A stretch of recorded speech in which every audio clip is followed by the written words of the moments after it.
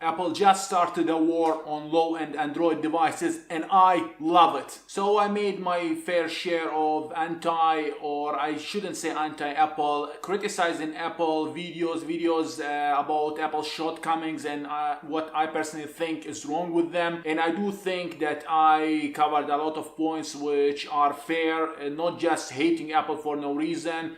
Their products were overpriced, very limited, as well as the walled garden that keeps your data, which makes it very hard to switch devices. But this is not about that. This is about their latest iPhone SE 2020, which was announced yesterday. Now, what makes this phone different from the previous SE is that this phone has the latest CPU, the latest camera, which are amazing. This phone has almost the same specs as the iPhone Pro. They even have a joke on the official Apple's website where they say iPhone 11 cold and once it's shipped back. And all of this is just $400. Which is a bargain. It's true that Android, namely Samsung, have very cheap models for everybody, but the difference is they're not as good as the main models. Obviously, Samsung had to cut corners to make them. Now, what makes the iPhone SE different is that they used almost the same components, the same powerful CPU in this phone, not to mention the great camera.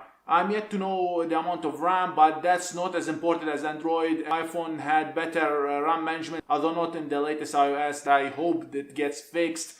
The point is, iPhones don't need a lot of RAM to run smooth. Not to mention the great price, which put a lot of low-end Android devices to shame. You're paying $400 for a very powerful iPhone as opposite paying the same amount for low-end Android devices, Samsung devices that will not even get supported after 1 or 2 years, low specs, low camera. This phone fills the gap of low-end market, I believe. Apple was always criticized, by myself including, that they cater to the rich and all their products are overpriced. Now you can get into the Apple ecosystem for cheap. You can get a cheap iPad and the iPhone SE, even the iPhone XR or iPhone 11, which I have, those are still reasonably priced and have amazing specs. Yes, the screen is not as good as Samsung and other Android devices, but the screen to me is not the most important. I'll take better camera and better processor over screen any day. We're lucky enough to be able to afford all the latest tech and iPhones, but there are people that struggle and those people deserve something good. So this $400 iPhone can fill this gap and they will no longer have, I will not say a broken product, but a low-end product. They will have amazing phone with amazing camera for $400, which is great.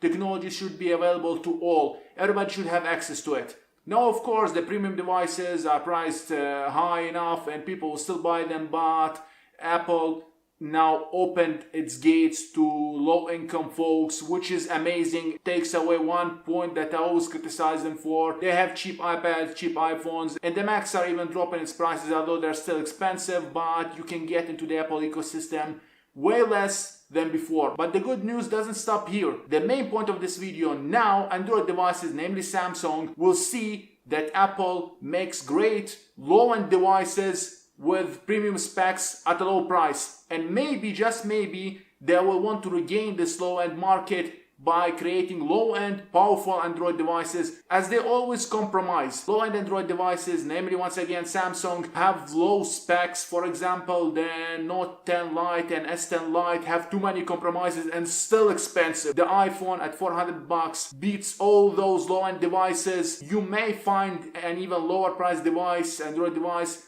but this is as low as it gets and you're getting an amazing phone. So this phone is hard to beat in terms of price, which a lot of people criticize Apple and had problem with Apple. And you will get 4 to 5 years updates, support, great support. So you're getting a cheap phone with great specs and amazing support as opposite to those cheap Android devices that will get you nowhere. I just hope that Apple continues the trend of lowering or releasing a low price product. I still want them to make the best of the best, but I'm happy that we'll finally have real competition in low-end market. Cheap Android devices dominated the low-end market, but now Samsung entered it and I love it. Competition is good for all. Prices go down, specs go up. Everybody's the winner. So those were my thoughts. This phone is amazing. If I already didn't have the iPhone 11, I would have bought this as an extra iOS device. It's also great as a travel phone. You need something cheap yet with amazing camera to capture, so there goes that as well. So yeah guys, let me know in the comment section what you think. Will you buy this as your main phone? If you're looking for a next upgrade, let me know in the comment section. Like or dislike, subscribe for more upcoming content, and I'll talk to you in my next one.